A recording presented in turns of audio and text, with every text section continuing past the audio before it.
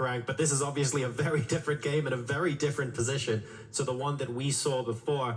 The amount of activity and the amount of freedom with which Fabi is playing right now, it just feels comfortable for him compared to how we saw before. Take a look at the time on the clock. He is still down, but he's not down by that much. He's managed to narrow the gap a bit to 1.5 minutes, but he has to continue to do that because you don't want 2 minutes versus 30 seconds, for example. This is dangerous for Fabi. I mean, Nodirbek has that extra pawn. It's the opposite color bishop complex as well, so the majors are super important. That white bishop is about to land on the longest diagonal, bishop on b2. You know, there's a tender spot on g7, looking at setting up some batteries as well. And of course, the material advantage. I think this gives Nodirbek quite a bit to fight for in a must-win. Yeah, great start for him. Fabi again in the tank. It looks like Fabiano, he's playing 2 or 3 quick moves, spending a minute. 2 or 3 quick moves, spending a minute, but you cannot get away with that rhythm in Armageddon chess. Nodirbek looks locked in. Fabiano needs to get some activity. Maybe it's a rook move. Maybe he's going to reposition the black queen that's about to be hit by the white bishop. Either way, you need to be quick. You can think about trying to trade the queens off. Queen d4 is a move that comes to mind here. But move Fabi 3.5 minutes, and there's a lot of moves left to be played. If it comes to it, a player like Nodirbek, Abdusattorov, he's an assassin. He's not going to shy away from the possibility of trying to flag the world number 3. Queen d6. We spoke earlier today about queens maybe not the best blockaders of pawns, David, but in this particular instance, he wants to try and stop the activity Stone Cold. Remember, not necessarily the greatest mindset to be in, but Fabi isn't here to blow Nodirbek off the board with amazing moves and a crushing victory. A draw will suffice. Yep, this queen, not a happy blockader, but she's aiming to corral the white d-pawn, the extra pawn in this scenario for Nodirbek. It's on a light square. It could get hit by the black knight as well in the near future, and he cannot connect his pawns, Nodirbek. A very important detail, he cannot play c4 in the near future due to the black bishop's pressure on this diagonal. So he's aiming to regain the material. A very good move from Fabiano. He keeps playing these very kind of principled moves, very correct moves, but costing him the time. Nodirbek frozen as well.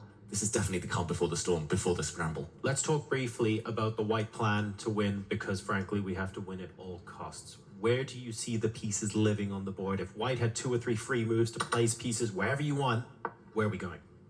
He's showing us the way, right? He activates that rook, the rook lift, and it'll come to the center of the board if it needs to defend that pawn. The c2 pawn can also move forward to really consolidate that d5 stronghold that you have, the passer that you have in the position right now. So a really nice find that the bishop is about to land on b2 as well. And as long as Nodirbek can keep the pressure, keep the pieces on the board, not trade too much, the biggest plan is flag Fabi. Yeah, that was a great decision, by the way. That white rook is super strong. Fabiano hunting down white's central pawn now. Heart rate's rising. We saw Nodirbek shaking his leg. That's his trademark. He's always about the adrenaline. Even in longer classical games, he wants to get the blood pumping. Fabi, though, with the threats. If that white d-pawn drops off, a draw is very likely, even in an endgame, even if white has an extra pawn. So he holds it. Nodirbek here. The black knight retreats, but the white pawn can continue to advance.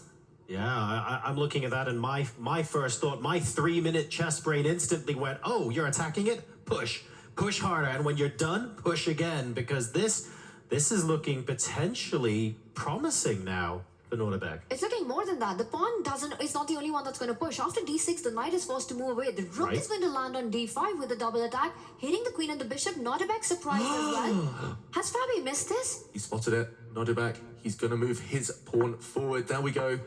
And the black knight had to move. Now stepping forward with the rook is a double attack, hitting the black queen and bishop, but the black queen can drop back and defend.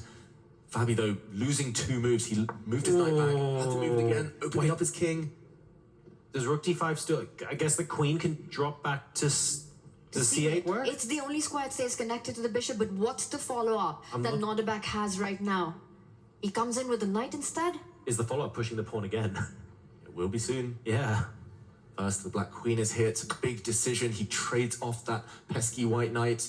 But once this bishop is recaptured, it's going to be so tough now to get to white's extra pawn. That d-pawn is going to just throttle the black pieces here, paralyze the black army, as the black rook acts as a blockader now. But Fabi does not look happy.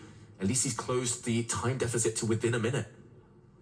Yeah, and that is progress. You know, you place all your pieces on the light squares. The white bishop cannot attack a single piece of Fabiano Caruana's right now. He still needs to make progress. Nodirbek's spidey senses are tingling right now. He's looking at ideas. There are pawns on the king side that can be picked up. He's first lining up the rook to slide over to the G line. Stopped. Maybe a missed opportunity. The white bishop could have actually sacrificed itself for a pawn to blow open the black king a couple of moves ago. What? Now the black knight is jumping. Now the white bishop sidelined and about to get hit. This feels wrong. Question mark attached. The black knight can jump. There we go. Hitting the white queen, hitting the white bishop. Fabi's not out of this yet. No, he's back in the game. He's back in the fight. Now that the knight has improved, he needs only a draw in the position. It's still material balance. It's one pawn down, but that pawn is blocked. Now it is a material balance. As the queen steps in, Nodirbek has lost most of his advantage. And this feels, yeah, it feels like it's things are starting to subside a bit. They're starting to chill a bit. Abdusattorov down to just under 3 minutes. Fabi now starting to play a little bit faster, 2.25 minutes on the clock. So about 30 seconds separating the two players right now. But it does feel like the biggest bit of danger is over. That said, that's only so far, because the biggest danger to come is going to be on the clock if we do get into a blitz finish. And as long as that d6 pawn is alive, Fabi is the only one who needs to be careful. He's desperately trying to get the queens off the board, but Nodirbek will not let that happen. He gives a check. Check is blocked. Oh my god, he's made a blunder. And now the white rook can step forward. This idea we saw earlier, the rook could have gone to d5, winning the f5 pawn. There were tricks, discovered attacks there. That would have given white a winning advantage, but still in the air. It's the same theme as we saw earlier, and again, earlier he didn't immediately play it. Now he also didn't immediately play it. King g2 instead. Are there options to play it on the next move? No, there aren't, but still maintaining the advantage. King coming up to f3. We're getting really aggro here. Wow, leading from the front, that king, the white king, might continue its journey up the board to the f4 square, but for now, Fabiano is trying to lock down that flank. He is paralyzed, immobilized, that black rook. So Fabi just has to wait.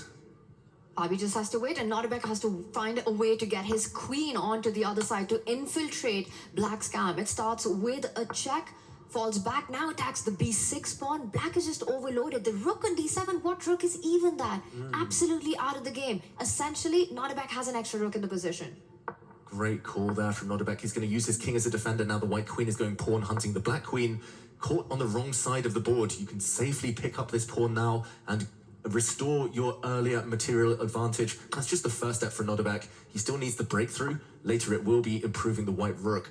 But for now, job one done. He's a pawn up, minute up on the clock. And crucially, the plan is getting simpler. We now have a situation where we can start to create multiple weaknesses. We can look at pushing the A pawn and make things uncomfortable on two fronts at once. There are very few complications that can happen now to prevent this win. It's getting closer. The black king out in the open. The white pawn so strong right now. Just no easy moves for Fabiano. That's going to be such a big handicap for him in this ensuing time scramble. And Nodirbek is one of the strongest players in the world when it comes to the dynamics of shuffling around with the major pieces on the board. Somehow, when it's him, it always lands at the right spot. He goes for a queen trade, completely in control in the position. Black rook is caught in two minds. If it ever moves, if it ever takes the D pawn, then the B pawn will be the one that falls. This rook endgame, it was the best position Fabi's had in ages, but it's all about the clock now. It's all about the clock, and White's king's coming forward. Lost on the board, lost on the clock. Fabiano Caruana about to get eliminated. If Nodirbek can finish this off, he's so close. Picks up another pawn on the other edge. The h5 pawn weak. This is so easy now for Nodirbek. He's going to slide his rook back to the 5th rank. Everything's defended. Black is a pawn down. The black king is off on a limb, doing nothing offside. He's going to break through on this right flank. The king is coming. Fabiano is desperate now. Beautiful move. That a5 pawn could not have been picked up. King g6 would have won the rook. The king is anyway coming there. Fabiano Caruana knows it. He's giving up hope right now. The last few moments here at the EWC for the world number 3.